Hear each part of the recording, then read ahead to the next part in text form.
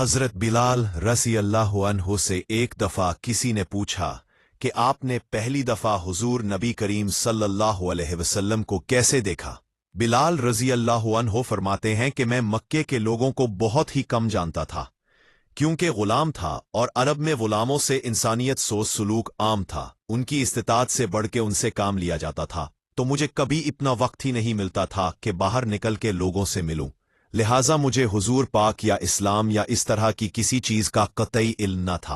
पूरी एक दफा क्या हुआ कि मुझे सख्त बुखार ने आ लिया। सख्त जाड़े का मौसम था और इंतहाई ठंड और बुखार ने मुझे कमजोर करके रख दिया। लिहाजा मैंने लहाफ ओढ़ा और लेट गया। इधर मेरा मालिक जो ये देखने आया कि मैं जो पीस रहा हूं या नहीं, वो मुझे लहाफ ओढ़ के लेटा देख के आग बगोला हो गया।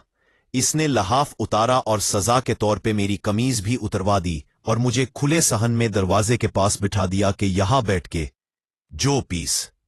अब सख्त सर्दी, ऊपर से बुखार और इतनी मशक्कत वाला काम, मैं रोता जाता था और जो पीसता जाता था। कुछ ही देर में दरवाजे पे दस्तक हुई। मैंने अंदर आने की इजाजत दी तो एक निहायत मतीन और पुरनूर चेहरे वाला शख्स अंदर दाखिल हुआ और पूछा कि जवान क्यों रोते हो।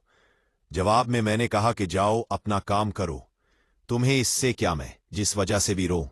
यहां पूछने वाले बहुत हैं लेकिन मदावा कोई नहीं करता। किस्सा मुख्तसर के बिलाल ने हुजूर को काफी सख्त जुमले कहे। हुजूर सल्लल्लाहु अलैहि वसल्लम ये जुमले सुन के चल पड़े। जब चल पड़े तो बिलाल ने कहा कि बस, मैं ना कहता था कि पूछते सब है, मदावा कोई नहीं करता। किस्सा मुख्तसर के बिलाल ने हुजूर को काफी सख्त जुमले कहे। हुजूर सल्लल्लाहु अलैहि वसल्लम ये जुमले सुन के चल पड़े। जब चल पड़े तो बिलाल ने कहा कि बस, मैं ना कहता था कि पूछते सब है, मदावा कोई नहीं करता। लेकिन बिलाल को क्या मालूम कि जिस शख्स से अब इसका वास्ता पड़ा है वो रहमतुल आलमीन है। बिलाल कहते हैं कि कुछ ही देर में वो शख्स वापस आ गया। उसके एक हाथ में गरम दूध का प्याला और दूसरे में खजूरें थी। उसने वो खजूरें और दूध मुझे दिया और कहा, खाओ पियो और जाके सो जाओ। मैंने कहा, तो ये जाओ कौन पीसेगा? ना पीसे तो मालिक सुबह बहुत मारेगा। उसने कहा, तुम सो जाओ, ये पसे हुए मुझसे ले लेना।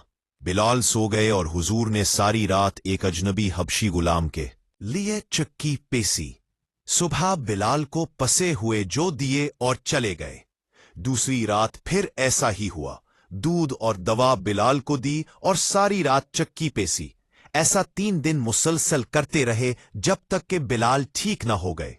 ये था वो तारुफ जिसके बतन से इस लाफानी इश्क ने जन्म लिया कि आज भी बिलाल को सहाबी रसूल, बाद में आशिक रसूल पहले कहा जाता है। वो बिलाल जो एक दिन अजान ना दे तो खुदा ताला सूरज को तुलू होने से रोक देता है।